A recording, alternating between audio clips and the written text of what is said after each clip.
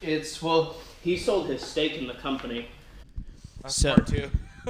yeah, well, that's why he was the highest paid athlete Was it just because of the whiskey? because he sold his stake in the fucking whiskey crazy. company. Yeah, well, Well, okay. because really he's the only one right now in MMA, at least how I pay attention to, who could bring people in as like a mainstream figure. Because there's no one really else. Yeah, I can see that. I mean, like I remember growing up and like not really like when I was in high school, I was moving in from my like I'm a jock to I'm an artist phase. And so like that's when the UFC got really popular, I think, like really really popular.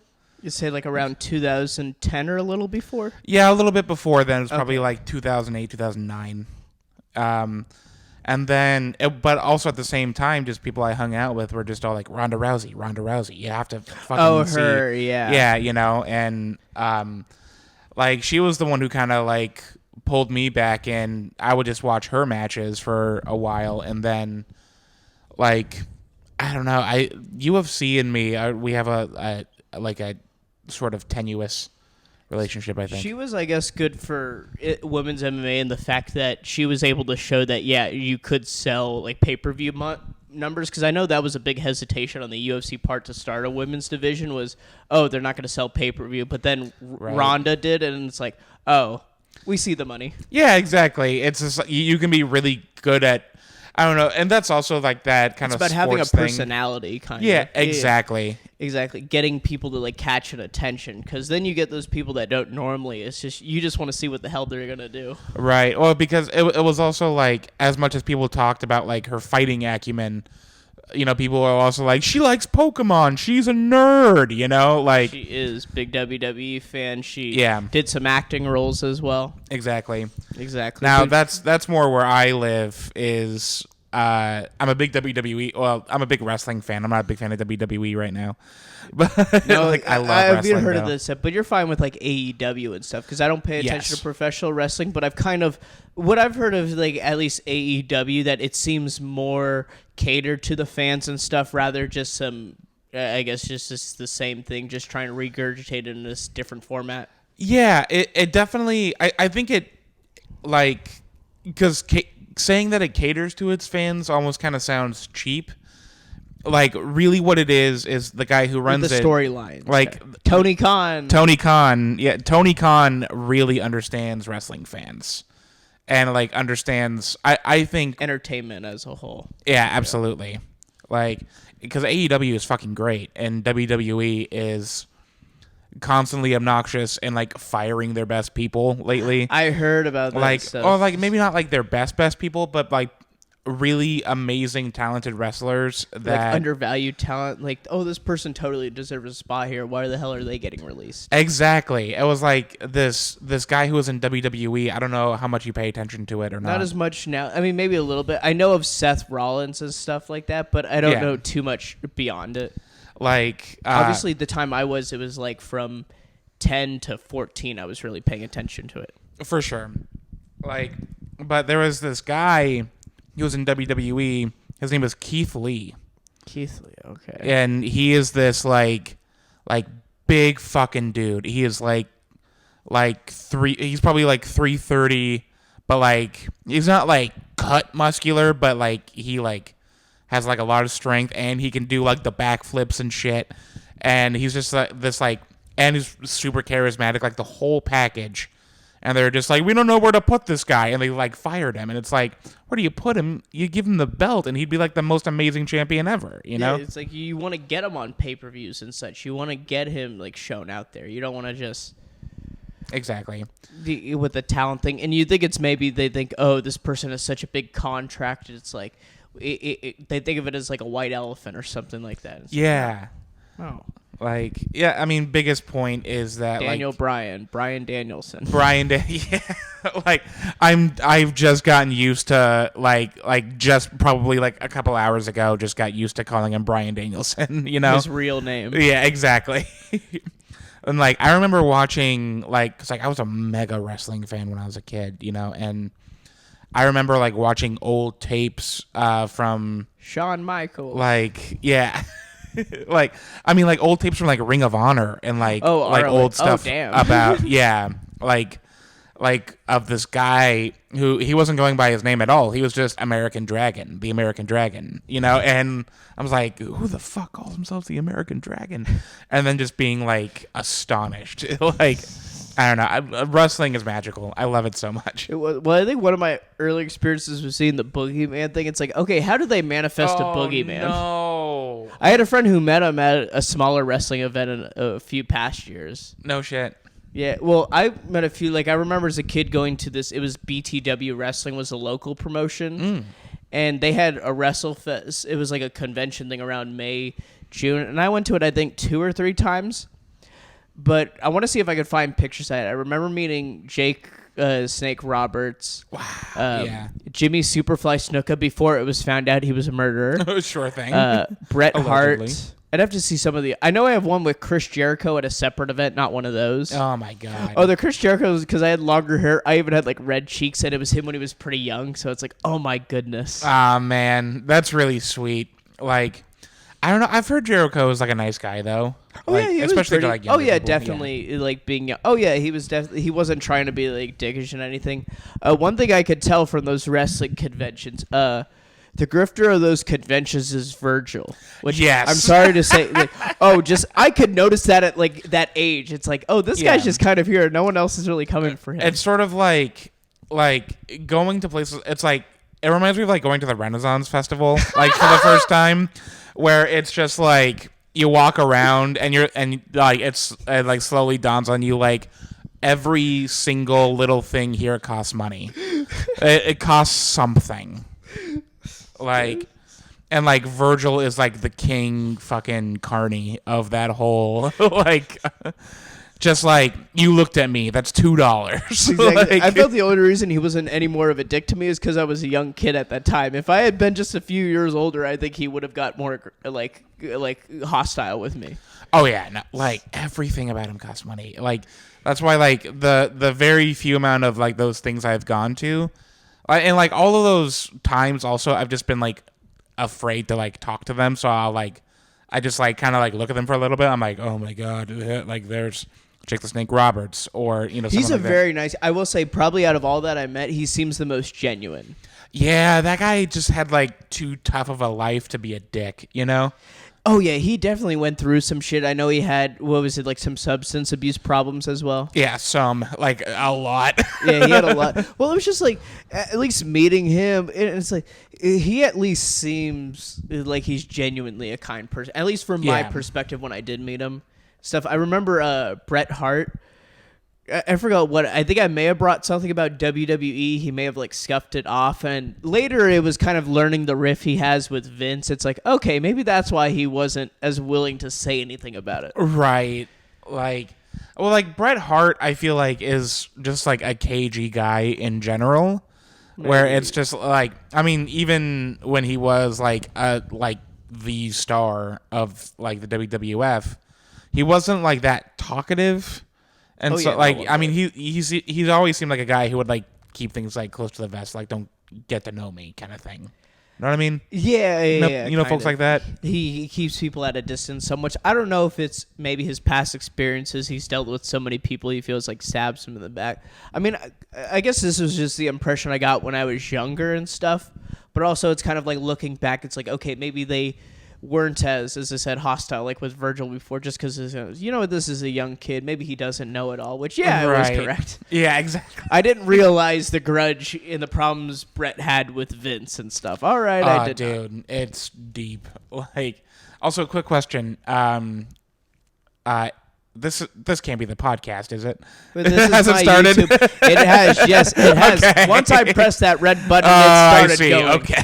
I also it's also when I said I started doing that red thing, because I never try to catch people on a hot mic. I'm not going to be like the Coconut Boys and get trouble. Hey, Jared came up with that name. I'm giving Jared Nez the credit for that name. Jared Ness came up with that name, the Coconut Boys. That's a classic Jared Nez zinger. I love Jarrett very much, though. Would his comedy kind of be described as dry? Because at least that's what I get the impression of. I mean, Sarcastic also to an Yeah, effect. definitely. I almost am afraid to say use this descriptor to describe someone's comedy because I never know where people are at with themselves. But it feels very self-deprecating, Yes. because I've described someone's comedy to them as self-deprecating before, and they're like, "What do you mean?" And I'm like, "Oh, you're not very self-aware," you know, but Jared's a really great guy, and he's always been very, very nice to me. I agree. I mean, I haven't seen him since he stopped hosting the Woodshed and stuff. Right. But I know he's just taking a break, and he's going to kind of come back into it because he's wanted to do more book shows and such. Yeah, no, for sure. That Exactly. happens too. Well, what I was afraid was that Woodshed was going to go away because I'll just say some of the weirdest stories I've encountered have been there and such. Just because Wednesday night dive bar at the south end of Mill Avenue, you're going to get some. Well, that's what I always point. The only time I've ever hit on a woman while at an open mic was some 37-year-old tweaker who came by. Oh, I have the Carl, picture of you're it better. too. You're better than No, that. okay. Here's the thing. I just came back from winter break. I hadn't been at an open mic over a week. I'm thinking, you're just you know what? It's just for the mental stuff. Just talk with this lady and such. Right. And there's even been other ones where more attractive women have laughed or applauded, given cheer or praise and stuff for my bits, but I haven't gone for that just because I'm not interested at the time. But it was on this side. It's you know what? I want to see what happens if this 37-year-old tweaker lady with a freaking owl little beanie thing on, whatever. Classic. The kind of person to always get that kind of accoutrement. Because I didn't want to get it put because I got some weird signs from her, and what it was, there were two. One was oh, I can't find my phone. Can you call it and such? And literally, okay, and this leads to the second one. We go into the table, which is just a few in, one of those to the left. Right. And she then is oh, here's my phone. Oh, I found it. But I think, did she really not know where it was? No, she wanted your phone number, but was probably going to use it for something nefarious. She's sending it to scammers. God damn it. That's how they do it nowadays. Yeah. I mean, it's got to be something like that. And then the second one is right when we get to the table. She's oh, I have shots available. Want to do a shot right now? And it's one for her, one for me. That was it made me just suspect, and that's when I threw out the fishing line. Didn't push it any bit, just been more don't feel pressured into tonight. You can contact me later. Jesus. Oh, but I didn't even contact her back because I was whatever. Right. It was just for fun to mess with. The amount of just heinous things I have witnessed at Woodshed of just crimes against humanity. Stuff the Geneva Conventions would not approve of. Involving comedy or otherwise. The amounts of crimes against humanity. It's also where I've seen, I think, maybe all but one time of people get mad at an open micer. Right, which is fun, but... Oh, and also the ladies who run it, they do all the jobs. They bartend, they cook, they're the bouncers because they could get the drunk people out there when they're too unruly. Oh my God, they have versatile roles. They need to put this on their damn resume if they ever expand in other places. It's truly jacks of all trades. They were, and it's oh my, that's why I don't mind tipping them a little more. It's because it's just two of them all the time, unless Brandon, the guy who runs the place, he's there as well. But it was just more you guys do all this stuff, and I've seen 3 people at least get angry. 2 to Mark Silverstein. For some reason, Mark Silverstein attracts the angry people in the crowd. Oh, does he? He does. Hard to imagine. He's so amicable. I can't remember the first time, but the second one was some guy to the side who was arguing that Mexico is part of Central America, but Mark was arguing it's part of North America because technically Central America is not a continent. And what happened was, at one point, he's is Mexico in North America? I raised my hand, and Mark literally, without a beat's see, the autistic kid knows. And it's I don't want to laugh. If I hadn't been laughing so hard, I would have said I'm not autistic, I'm just dyslexic. But it was more just the hilarity that's how he shuts him down. And it's dude, I was about to say, if you're if you're autistic and Jewish, you're really cutting into my territory. This is This is my land. No, trust me. It's my younger brother who's been diagnosed with the autism one. I know we went through the same doctor with it. Didn't go for me. I know it's the dyslexia thing. I know that for sure. All right, mixing up my letters and numbers, whatever dumb shit. Man, it's I don't think this was either the guy you mentioned earlier, Brandon, or another guy who used to work there like years and years ago. This was probably like trying years to remember and years. which Brandon. There's like three that come to my head, so I'm trying to remember which one. But like, go on with it. This was probably like 3, maybe 4 years ago at this point, where like all I know is he was a guy who worked there, and like he was outside smoking a cigarette with a bunch of the comics, and then out of nowhere he just started getting into like the validity of. Do you know what phrenology is? Not exactly. No.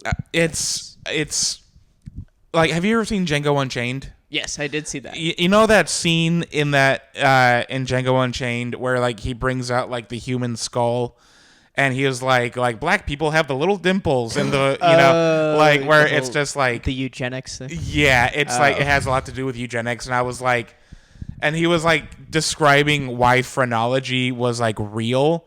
And I'm like, why the fuck am I doing? I could do comedy somewhere else. So like, when you were like, I hope nothing happens to Woodshed, and I'm like, I hope it burns to the ground. Okay, now that you're bringing up with Woodshed, okay, now I think I do know who you're talking about with Woodshed. Yeah.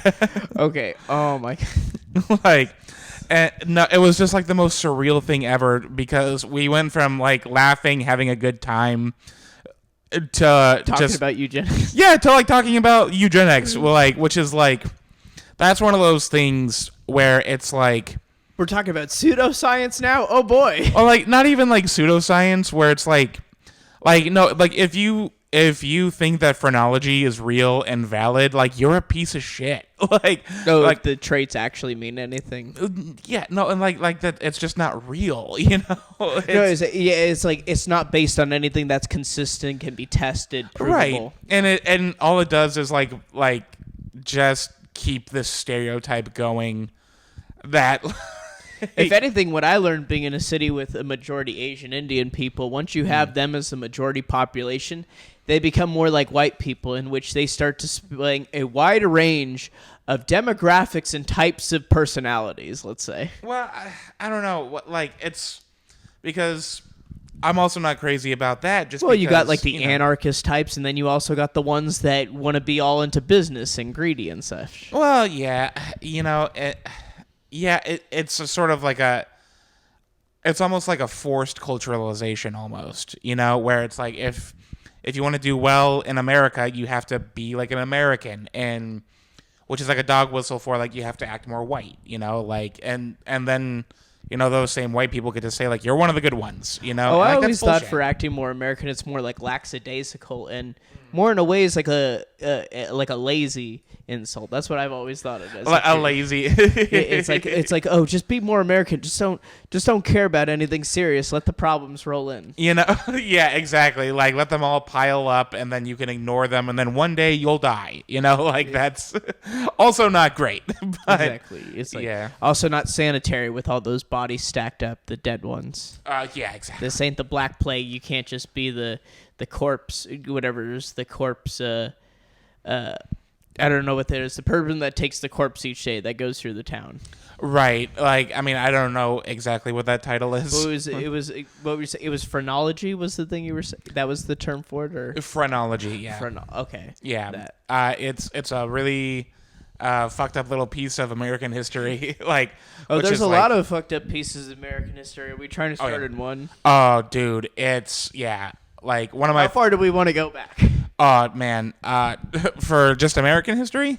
I mean, we could do a bunch of other countries. Sure, there's a wide range, but I thought it's like, are we going to overthrowing a bunch of governments in South America? Or are we going to just when they started coming here and it's like, hey, we got to like kill the Indian, like help the man or something like that. One of those things. It's like, isn't this cultural genocide? Yeah, it 100% is. That's what America was built upon. It's a really terrible country we live in. Oh, I thought it was. I thought that's what it formed as later on. When then they became established as like, all right, now we're gonna start doing these things. Because at first it was like, oh, we just want freedom from the British. But then once that came, it's like, now we want more.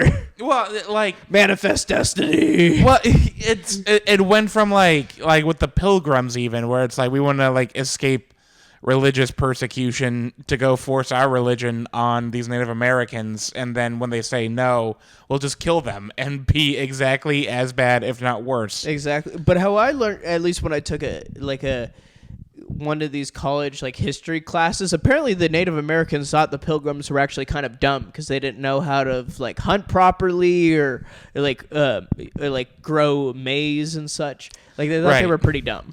Yeah, which is also very fair. Oh yeah, you explored a place. You don't know what the hell is going on, but yeah, it's like they weren't the smartest people. It just kind of reminds me of like a comedian who's just like, I have a good 5 minutes. I'm gonna move to LA, and then they're like back 6 months later. The 1 year comic who's already ready to leave and such. Exactly. Because I guess what I thought is somehow it's portrayed as once these colonialists arrived, the natives were scared. But at first they thought, no, these people are stupid. They don't know what the hell they're doing. Yeah. It's like, exactly. Oh, so that's the truth in it. Yeah. It wasn't until later because they're like, we got to kill the inner demons in them. So something like that. It's although the thought they were all peace-loving, because I thought there were some tribes that were known for being more aggressive. Obviously, most weren't known for being like territorially aggressive, but some, like Comanches, I think they were known for like just going after and attacking others. I don't know. Well, it's almost like I don't even necessarily blame that so much, just because it's like out of nowhere, just a bunch of foreigners are like, this is where I live now. Your land is where I live. And they're like, fucking no, it's not. You know, like this is where we live. This is, like there's like a whole fucking network of like Native American tribes and like Native American nations like in North America before like any settlers came, Yeah, they have like their different areas. And obviously the ones that are, let's say, in the Southwest here, the difference that are in what we know as New England now, that area. Right. Exactly. Yeah. And it's also just like, I mean, obviously, like those New England tribes maybe didn't know anything about like the Southwest in general, or like the Southwest tribes, but it's like if they were like aggressive, I think they had kind of every right to be, because like I'm also a big believer in self-defense. Oh yeah, well it was like there were. Well, I guess these few, it wasn't like a bunch of tribes. Like I want to say it was like a group of 5 or 6 that were known, at least historically, to kind of just go after and attack other tribes and such. Like obviously not all of them, because what were there, like hundreds? I don't know, thousands, but I know at least hundreds of different tribes. There's a lot of them, Yeah, it's like a few wanted to go out and kill. That's no more different than people nowadays. You get like 1 to 2% society that want to go out, just murder a bunch of other people, but the rest are fine. Yeah, exactly. And it's just, it also like is all dependent on like your own definition of like what's okay and what's not okay. Like I mean, you could even say the same thing about Europe. Like True. Different groups of people in Europe were more warlike than others. Like the Romans. Exactly. And either way, it's like if like a group of wandering barbarians tried to like, set up shop somewhere in the Roman Empire, they like fought them back. And we don't talk about that as much, but it's, Oh yeah, they defended themselves and such. It's like, yeah. Well, it's like if they had to go into a colonialist little society and kill a few people, it's like, whatever. Sometimes it happens. Exactly. But before honestly moving to Arizona, because in where I'm, the San Francisco Bay Area, I didn't know any native people, but I met a few out here. Yeah. And, well, I mean, a lot of the ones I met, weirdly enough, they seemed really into tech stuff, like computer science. I don't know why. The ones at least I met early on is like, I mean, I guess I could make a bit about that. Like, that's the only way they can really be compared to Indian people. It was like, yeah, they're into tech, or at least the impression I got. Right. I don't know. Like, I mean, that's like in the Native American people I know. I'm not sure if I've ever personally ran into that. I'm not sure if that's like a pre-agreed upon stereotype yet. That they're into computer science and all that. Yeah, exactly. That's like one of my favorite comedian, Eugene Merman, has this joke about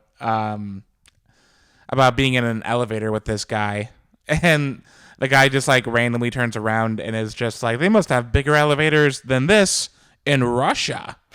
And he was like, probably. Like, that's not one of the pre-agreed upon stereotypes of Russia. Like, it's not that everything is small because communism, you know? like they're going to have to reduce all the space and such. It's like, maybe they do try to make it bigger and they size down somewhere else, like the staircase. Yeah, exactly. Yeah. See, jokes like that, I think that's one thing I learned early on, like, media and stuff. It's like, okay, one of those more thought-provoking jokes you can get. Like, I know you have one about, like, with Stalin or such. I can't remember yeah. But it was, like, you kind of need to know a few things about him, I guess, to understand it and such. And yeah, it's and that's because on one hand, writing a joke about Stalin and like Stalin's father is like specifically like what the joke is about, is like that's a joke I really loved writing and coming up with, and like comparing it to like my own experience in life. And like if I heard someone else do that joke, I would like love it, you know? But then I'm also trying to get out of that habit of writing something that is like not too much. It's not that it's like too me, it's almost just too niche, you know? Like where it's like I really enjoyed writing this, but it's also like at the end of the day, I think a lot of comedians forget this. At the end of the day, comedians are entertainers. Oh, yeah. And definitely. we have to entertain first and foremost, you know? Oh, yeah. Well, I mean, that's the thing. Like, sometimes you don't feel as enthusiastic to do a bit, but you know the crowd will like it and such. But I think a part what you relate to, it's like you don't want to be very cliche with your bits. You don't want to say something that it's like, oh, I've heard that phrase before. Like, say something different. It's like, right. Say something that it's like I haven't heard from some crazy person like walking down Folsom Street in San Francisco. Okay, Let's get something new. Right. You know, and it's sort of like the worst thing you can be as a comedian is like hacky. Oh, no. You know, and so it's like I think everyone is like trying to just not be hacky, but it's also like no, like you're being hacky if you do use those like cliches, you know? Yeah, if you do something that's expected, or it's not like you feel like, oh, this is this person's original thought. Right. You'll more think it's like, oh, you probably found that somewhere on the internet. Exactly. You know, like it's not hacky to write stuff about dating. Like I feel like some people just think that like the topic, like as like dating as a topic is hacky, but it's also just like no, like dating isn't like dating itself isn't hacky. It's something we all go through. That's how do you go about it? It's like Yeah. how do you like set up the joke? Are you saying dating is like, I don't know if you were to say like the Amazon rainforest, you'll just say, I don't know how you'd set up a punchline for that, but you do some Right. comparison of the two.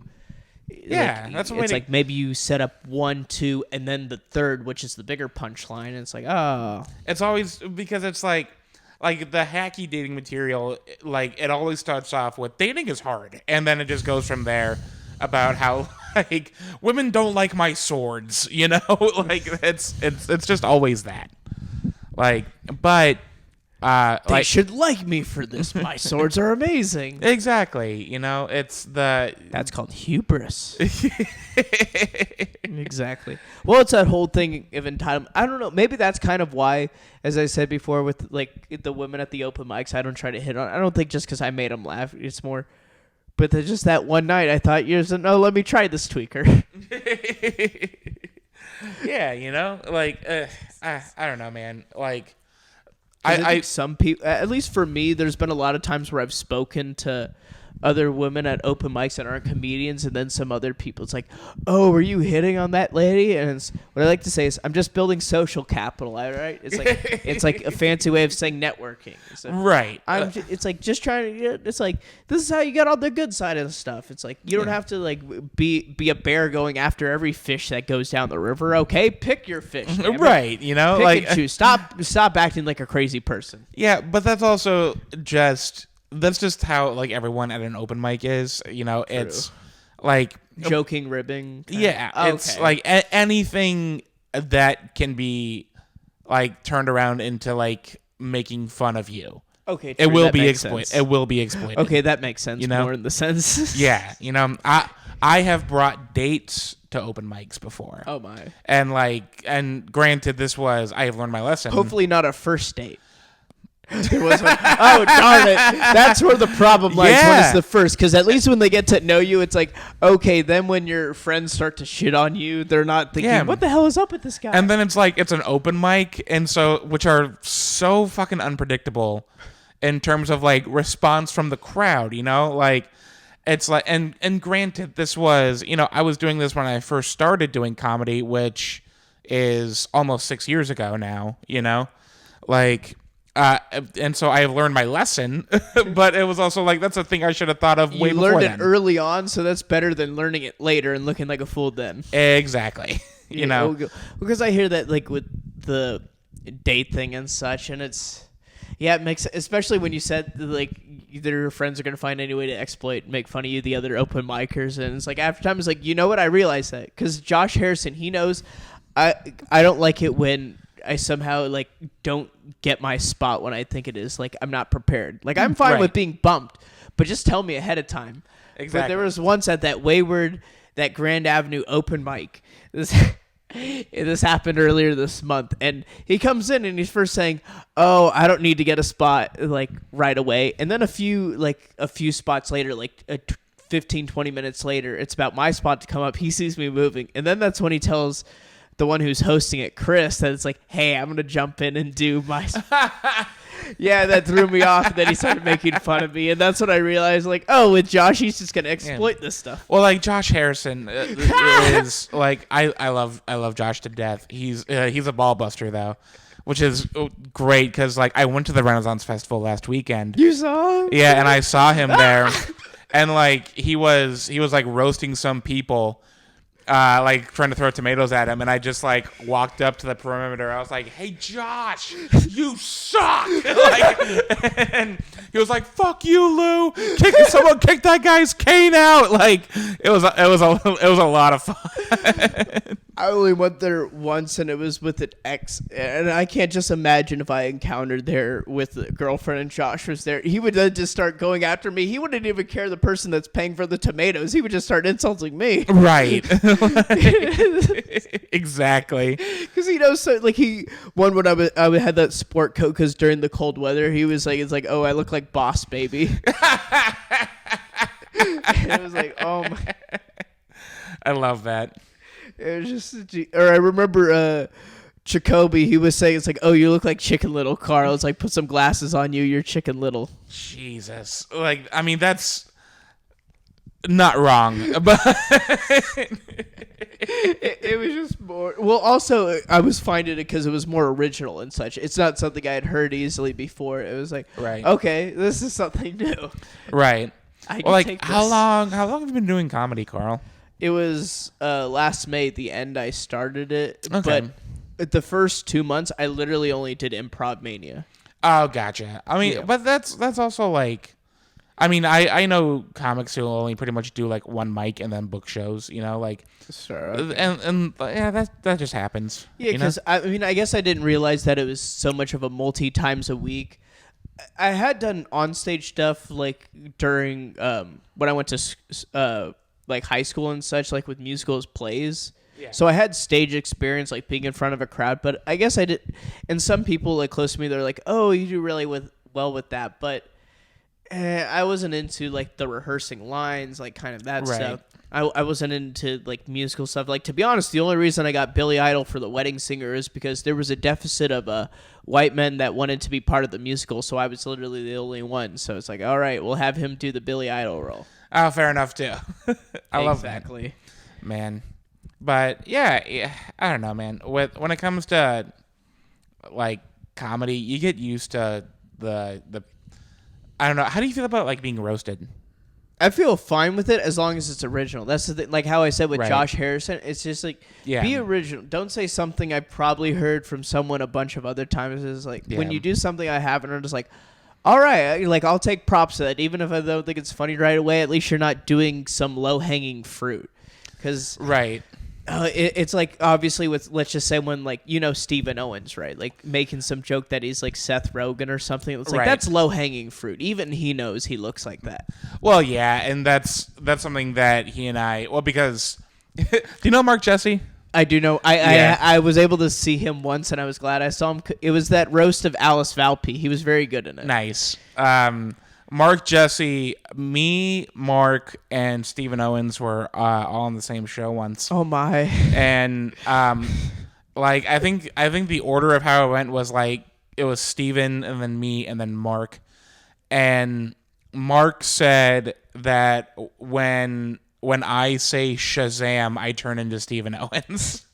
Which is so that made me so happy.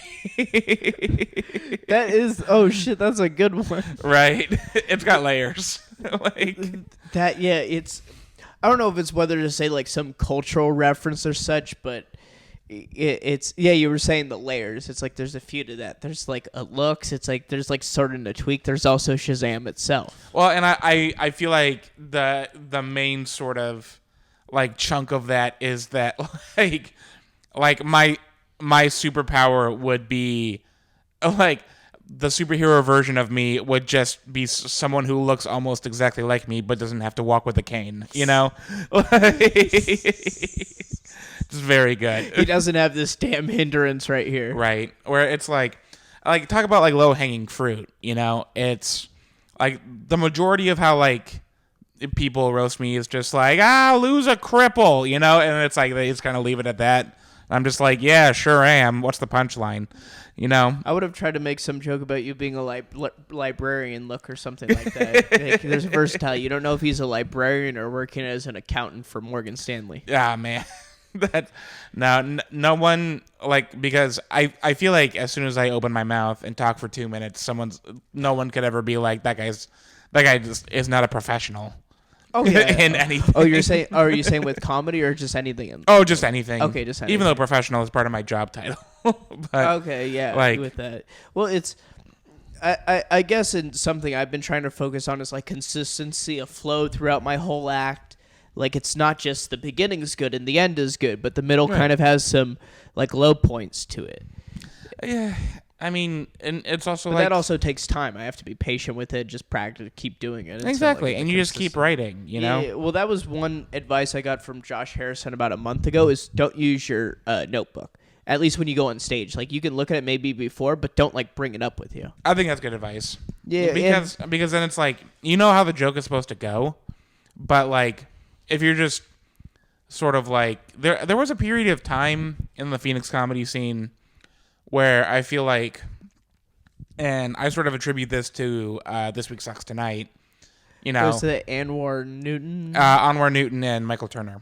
Okay. Who I've are, heard about that. I love them and I love their show. And like a bit that they had on their show was like structured jokes. Like you have to have structured jokes to do the show. And, but the whole point is that like, if they're making fun of you, the crowd's going to make fun of you. The crowd is always on Anwar and Michael's side, no matter what. And so it's like the idea of like the structured joke was kind of like a bit. But then I think a lot of people like took that way to heart, and then it became like there's like a big emphasis on writing in the Phoenix comedy scene, which is not a bad emphasis. So like the setup punchline, kind of like how that is, or I don't know if it was a certain type of joke. Yeah, like and whether it's like like a simple setup punchline, like a one-liner, or if it's just like a really like well-flowing joke that like makes sense and is also very funny, But I think a lot of the Phoenix comedians can't focus on more than one thing, and so it's like they kind of forgot how to like perform well. And so like I just remember a period of time in the Phoenix comedy scene where there were like these pretty well-written jokes, but it felt like people were reading them off of a cue card. It's like they didn't know how to deliver them. They didn't know how to like drag some parts out. Or they just didn't deliver it well. I kind of see what you're saying, because sometimes you could tell a joke's good, but it's like if you emphasize this point more, or like you Right. kind of like you dragged out the suspense here, it could have worked out better. Right. It's almost like I mean, not that I don't write jokes, but like I definitely focus on the energy, the stage presence, the performance aspect on it. Where it's like if I'm, really into like the character of what I do on stage as a stand-up comedian, like I will do my written material, but then I will, like, if I think of something funny to add in later or like in the moment on stage, I will say it because it just makes sense. It's being funny like how you're funny. Okay, I see what you're kind of saying. Is you know what you're gonna do, but let's say you haven't written out a script. You're not doing the whole script thing. It's like, oh, I know I have this basic premise, and you know in your head how it kind of goes. Yeah, exactly.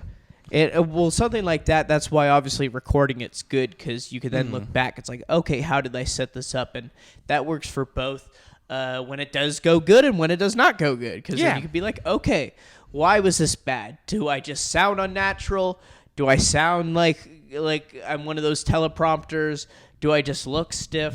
Yeah. I think that was one thing I started to do early on was first time I looked through, just mute it. It's like, do I look like I'm even moving normal? Do I look like a normal person or do I look like a fool? Right. Like that's Because have you ever had like you could just tell like their movements kind of awkward? It's like maybe their jokes aren't really necessarily bad or good. It's just like the movement's kind of unnatural. Yeah, definitely. Like you can always tell when someone's kind of just like uncomfortable on stage. Like there are a few like stand-up comedian tics that I notice. It's always like the messing with the wire, or like you got your hand on the like mic stand, or like my kind of comedian tic is like suddenly holding the mic with two hands. Like I do that when I'm nervous sometimes. I've heard other people do that when they're nervous too. Like they Yeah. hold two hands. Yeah, like, and it only makes sense to be nervous on stage. I want my you know? nervous tick to be me start talking about dictators. It's like if I start getting into dictators, that's me being nervous. Well, take my stand-up comedy class, and we can get you there, Carl. Karl's Kosher Comedy, all 3 Ks. That's perfect. Yeah, and it's just obviously like the different. Well, also let's say with the new joke and stuff, new bits. Something I've tried to do is like doing it in front of different types of crowds and stuff, which works doing it multiple times a week and such. But Sure. it's you don't want to make sure your joke is tailored to, let's say, one crowd. It's like, okay, am I gonna get laughs at a dive bar or a normal club or just like this smaller club like a JP's or Improv Mania or at the freaking or at a right near a street on Devil's Advocate. I don't know how you do that. Yeah, I don't know, because like I get where you're coming from, and I get like where other comedians are. It's like coming from when they say versatile that. jokes and stuff that works in front of many different crowds instead of just one crowd. Yeah, sure. Like and like it that makes sense, but I also think that no matter what, you will have your audience, and it won't be everybody, Oh yeah, definitely. like Oh yeah, certainly. yeah, like even like the most popular comedians like in the world, are like just have people who fucking hate their comedy. It's like this is maybe like the closest you're gonna get to like getting everybody on your side, but it's I think focusing on like making this comedy try to appeal as many people as possible is just kind of like it frustrates people. Like it frustrates the comic. It's definitely difficult. That's certainly true and such. I guess in my way, it's more of one that could work in a lot of areas, because sure, there's a lot of ones where you're in a place, you observe the environment, and then you tailor some bits to that and such. But I guess I'm thinking in a way you don't want to be that person who's only like funny in front of certain types of people. Right. I mean, the way I can think about it is with the Sunday, the break room that booked mic that run by Belly B. It's a predominantly black crowd. So I'm thinking in my head, if I can't make them laugh, it's like I'm not funny. It's like Right. yeah, because it's like at least in my head, it's like if I get people that are like completely like different in identity to me, if I can get them to laugh, then I feel okay. I think I could have a range of jokes. Yeah, no, for sure too. Yeah, Like, and luckily, apparently, when I was there, it was fairly decent. Granted, it seemed the two people behind me were fairly new to it, but oh, fair enough too. yeah, well, it was more like being told afterwards. Miss Quota was like, "Oh, it was actually good by part." Like I thought it was pretty mediocre. It's like, some bits worked, some didn't. But I guess seeing the two after, it was like, okay, maybe that's why it felt like my set was good. Right. Like, and man, I don't know. I've just like, because that's not a bad philosophy to have. I've really leaned into the idea of knowing not everyone's gonna like me, but it also has opened the door to me doing the kind of comedy that I really want to do. Oh, you know? Oh yeah, definitely. Like you're not going to be everyone's kind of taste and such. Some people will be turned off just by, I guess, who you are. But Yeah. maybe the way to think about that is like, is that like a very small sliver of the people that view Right. like, are they really a predominant group of people that view my comedy or approach me or stuff? It's like, okay, it's like, then I shouldn't think about them too much. It's like, Exactly. I won't be funny to them. Like, I won't try to push it with them. Well, and it's like I even try not to fixate on how I'm doing like at shows like that. You know, it's like because it's all sort of leading up to, you know, like the open mics, the booked mics, you know, the little showcases. You know, it's like even if I do kind of bad on those, I still do, but like I try not to fixate on like doing if I do poorly on those shows. You know, I do my best not to fixate on it because it's like what really matters is like when I get the big show, you know, like when you get like a feature, or you saying like a feature spot at a proper club or like something a feature spot, or like I've never really like, you know, worked the clubs around here, but like I have, you know, I have gotten to like go on the road for comedy, and I've done a couple of different comedy festivals across the country. Comedy festivals seem something interesting to try to do. They're a lot of fun. Is it like a good way, I guess, to branch out to people who are in other metro areas and kind of like see, okay, like different people in different areas? Because I know Anthony and some other people, they're doing the Chicago one. Yeah. For sure. I was looking for one in San Francisco, and I guess it more happened in early January, so I missed the cutoff for that. I was like, shoot. Whatever. It's like, next year I'll be more prepared for it. That's all it means. All right? I missed this year. It just means next year I'm more prepared. Exactly. Like, it definitely, because, you know, I'm running my monthly show, my monthly bar show, Island Times at Yucca Tap Room. Yeah. You better bring your damn negative test or vaccination card yes. too. Otherwise they will not let you in. Yes. Well, it's like, do you need to bring the physical or paper thing? Because I have my physical one, but if I could just take a picture, I have that too. Yeah, they'll take a picture of it. Okay, a picture. Okay. Yeah. I didn't know. It's like, are they one of those very restrictive people? It's like, how do we know this is authenticated in this picture? I think if like the name on the picture of the card like matches your ID, I think. Oh yeah, fine, you know? ID and such. But and it's the correct logo. It's not some improper CDC logo like I've heard of some of the fake vaccination cards have been. Yeah, exactly. Yeah, because that's like document fraud right there, I guess, at that point. Oh yeah, no, that was like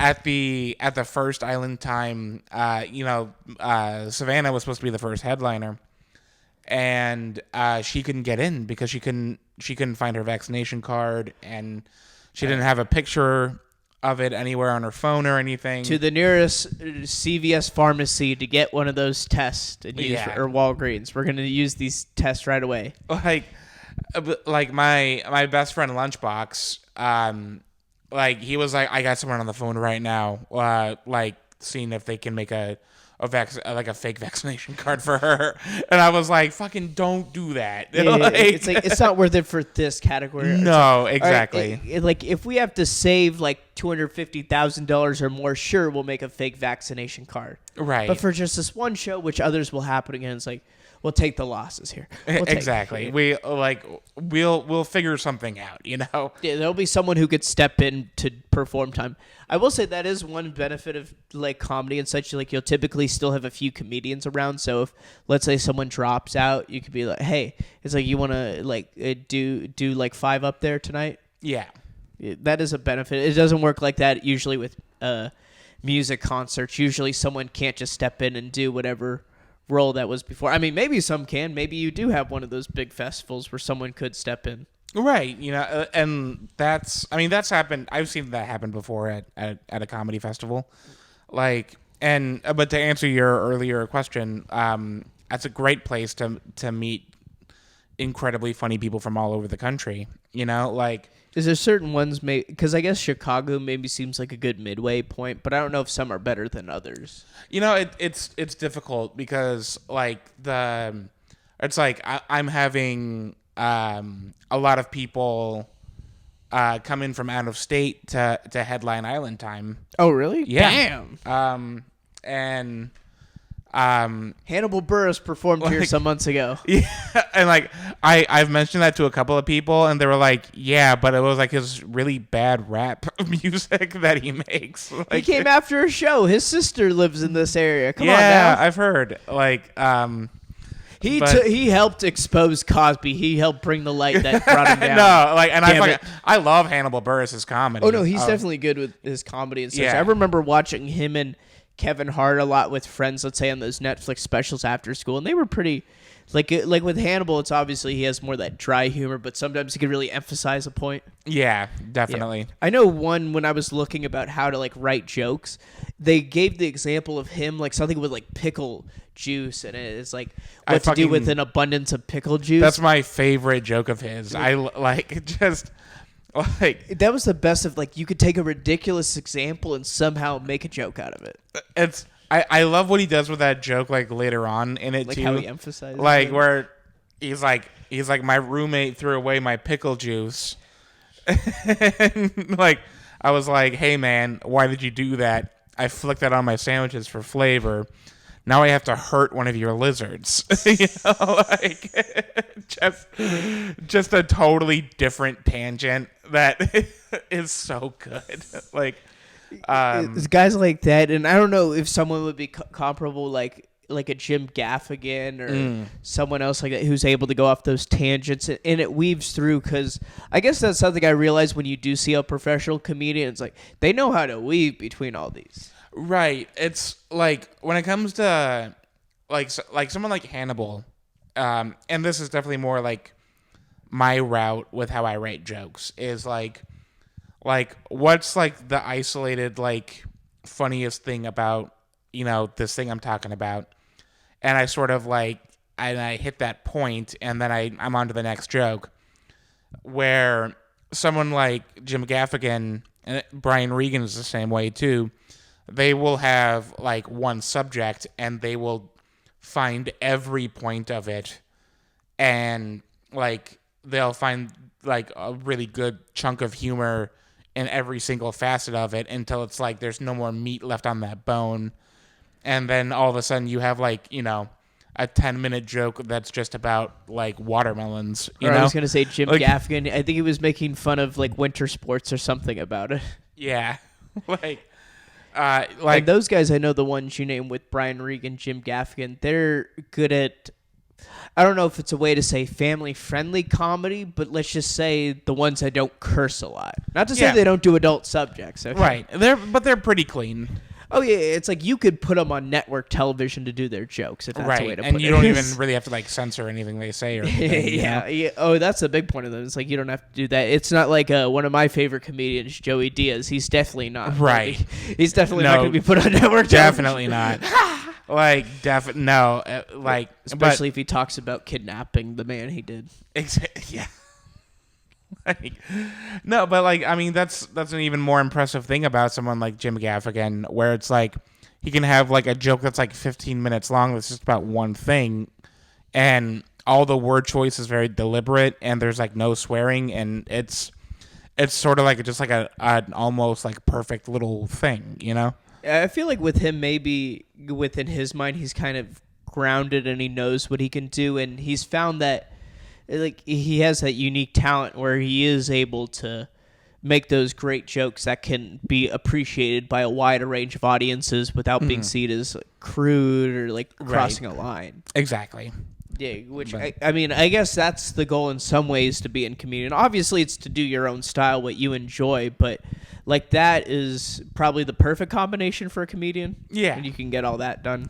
Yeah, definitely. Like, but it's You're also corporate like friendly. Yeah, I mean, kind of. Yeah, like, I mean, What corporation are we talking about? I'm ready to bring them down, whatever it is. But are we talking about Build-A-Bear or are we talking about Lockheed Martin? Which one are we having to do one of those? I mean, like, Lockheed Martin will be... That would be an interesting one to do, like one of those company trust events. Or I don't know. I think Build-A-Bear is slowly eating itself anyway, you know? Like people are just getting the animals somewhere. Like, the kid doesn't want to make their own bear now. They're too lazy, okay? That's they're American. Exactly. But they were good as like a mall thing to set up. It's like, hey, you're in a mall, small place, why not? I love the idea of it. Like, I truly... It's just kind of like maybe the market's shifted. Is that what you're kind of saying? Yeah, no, I don't know. I mean, when's the last time you heard about someone going to Build-A-Bear, you know? I don't know, the one at the Chandler Fashion Mall? Yeah. Hey, because all these kids are going into Roblox now. That's where it all is. Roadblocks. Dude, truly, like I work with kids. I can't get them Roblox. Like I can't get them to stop talking about like Roblox, Minecraft, like any. It's like those like open world sandbox games. Exactly. Like those are really good. Like just even as an investor in a product, it's like this will keep your kid occupied for somewhat. Oh yeah. Although I've heard of some explicit Roblox stuff like strip clubs being created or other stuff like that. Jesus. Yeah, and like that's too much. Come on now. We gotta burn it down. Let's just have a Shark Tank, okay? Yeah. Can we put the line out of Shark Tank in which maybe we throw unruly users into? Come on now. Man. But Karl, I gotta get out of here, man. Oh yeah, no problem with that. But thank you for having me. I appreciate you. Yeah, no problem. We got this one. Thank you so much, and this is episode 20. Thank you so much, Lou. Thank you, man. Tremendous.